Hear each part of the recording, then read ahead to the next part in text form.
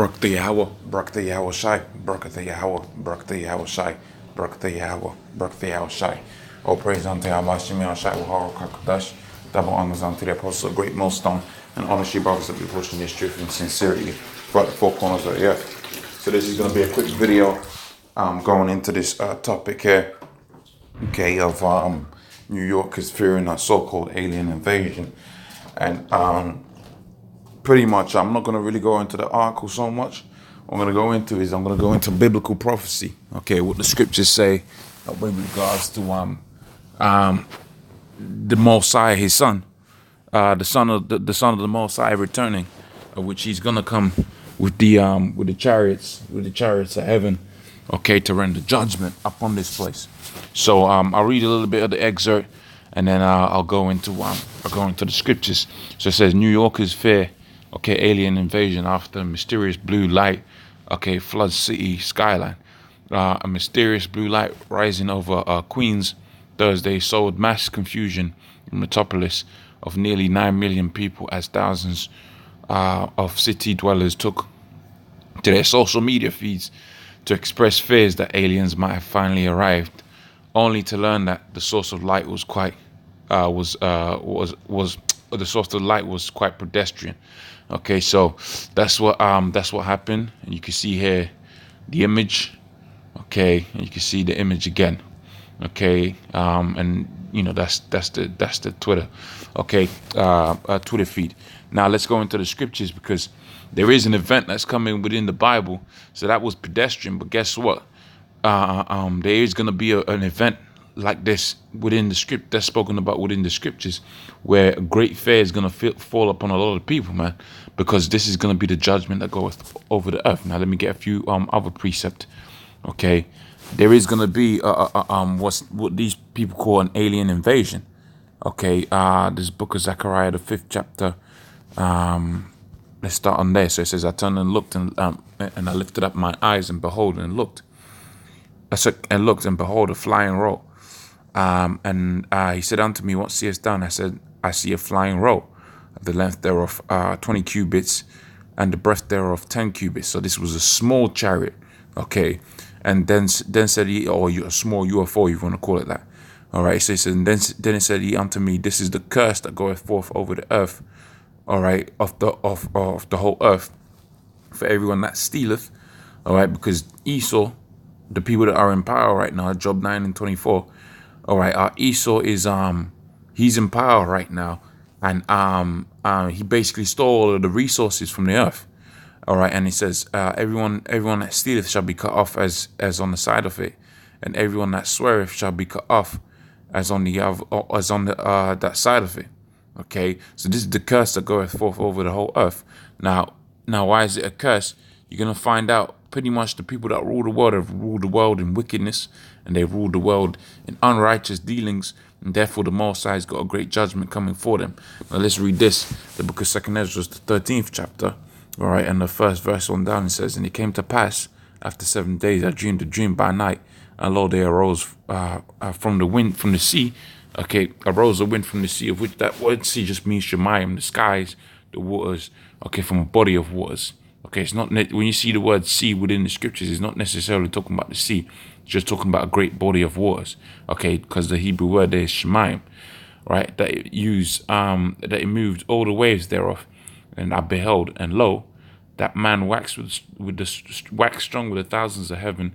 And when he turned his countenance to look, all things trembled that were seen underneath him. And whensoever his voice went out, all they burnt that heard his voice, like as the earth faileth when it feeleth the fire. Right after this I beheld, and lo, there was gathered together a multitude of men out of number from the four winds of the earth. Because just like how you seen people posting pictures like this, pretty much when this thing happens, it's gonna be like the whole earth is gonna see it. Here it is. It was only seen in New York, but when the Lord comes with his great fathership, okay, then pretty much everyone's gonna see that. Okay, it's gonna be a major event. Everybody's gonna see that chariot, and you're gonna have the people, the men of the earth, stop the war that they're having, the World War III that they're having between themselves, and pretty much they're gonna try to fight against the Lord. Okay, and after this I beheld, and lo, there was gathered unto him a multitude of men of number from the four winds of the earth to subdue that man that came out of the skies. Okay, but I beheld, he had graven himself a great mountain. Okay, and this is the bit that they were seeing, right? Or they thought that they were seeing. They thought they were seeing a great chariot, a great alien invasion, which is gonna happen. Okay, it says, but it's not gonna be aliens. It's gonna be the Lord's return. Okay, let's not get it confused. It's gonna be the Lord's return. Okay, within the chariot. Okay, with the fathership. But I beheld, and lo, he had graved himself a great mountain and flew upon it. But I would have seen the region or the place where the hill was cut or graven. So pretty much when you saw this particular chariot, okay, when they seen this particular chariot, can you see that this is just a pedestrian light, right? But if this was a chariot, okay, pretty much you can see that there is a beginning and an end. Okay, there's a point of which the so-called image starts and stops. Okay, but when the actual chariots of the Lord comes, okay, which is this great fathership, basically you ain't gonna be able to see the start point, and the stop point is gonna be so large. All right, that's why he was saying I would have seen the region where the hill was graven, but I could not. And after this, and I beheld, and lo, there was gathered unto him. And after this I beheld, lo, they which gathered together to subdue him were so afraid. So they're gonna try to fight against that chariot. So this whole thing is gonna be like it's televised, man. Okay, you're gonna have the armies of the world, okay, stop their so-called World War III that they're having with each other. All right, and they're gonna try to fight up against this extraterrestrial force, which is the Lord returning to do judgment upon this place. Going back onto the book of Zechariah, the 5th chapter, where it says, "This is the curse that goeth over the earth." Okay, let me just hit a little bit more. It said, "And after this I beheld, and lo, they were gathered together to subdue him, but so afraid, but yet does fight, because the Most High is gonna put upon him the spirit to come up against him." Okay, to come up against the Son, the Son of the Lord. Now let me go hit another precept. And I don't want to go back online because people are going to be messaging. Let's go get it in here. Okay. Okay, so let me go to the book of Joel.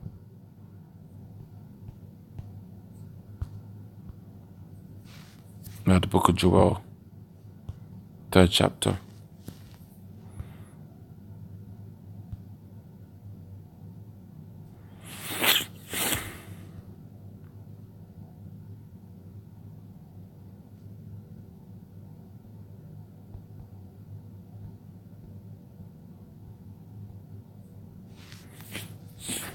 Okay, Joel 3:1.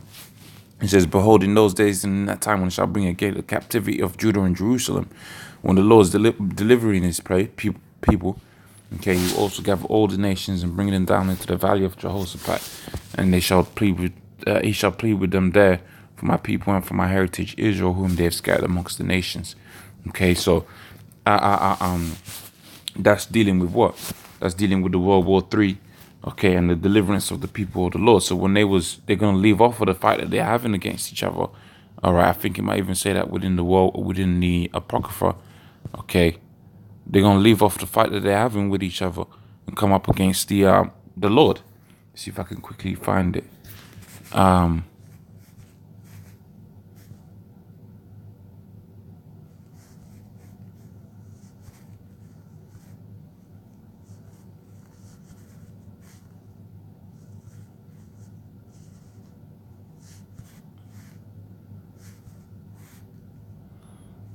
Bear with me.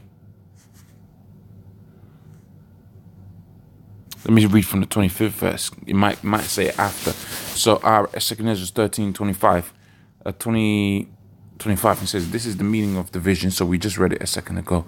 "Whereas thou sawest a man coming out of the midst of the sea, the same is he whom the Most High hath kept a great season, which by his own self shall deliver his creature." Who is the creature? We just read it in the 12. Just read it within the book of Joel, the 12 tribes of Israel. "And he shall order them that are left behind, It says, whereas thou sawest that out of his mouth came out a blast of tempest, and that he neither held nor sword nor instrument of war, but the rushing of him destroyeth the whole multitude that came to subdue him. This is the interpretation thereof. Behold, the days come when the Most High will begin to deliver them that are upon the earth. Who's the Lord going to deliver? The children of Israel. We read it within the book of Joel. Okay, the remnant of them. Okay, not everybody, but the remnant of them. All right, so when you see that massive chariot come, it ain't coming for everybody, man. It's coming for the remnant of the people, because what's going to be happening on the earth is going to be a cleansing process by way of fire. The book of 2 Peter, the 3rd chapter, tells you that. Okay, and one shall undertake to fight against another. So you're going to have, just prior to the Lord's appearing, you're going to have a lot of nations rising up against nations, as you see now. Okay, shall undertake to fight against another, one city against another, a place against another, a people against another, and a realm against another. And the time shall be when these things shall come to pass, and the signs shall happen, which I have showed thee.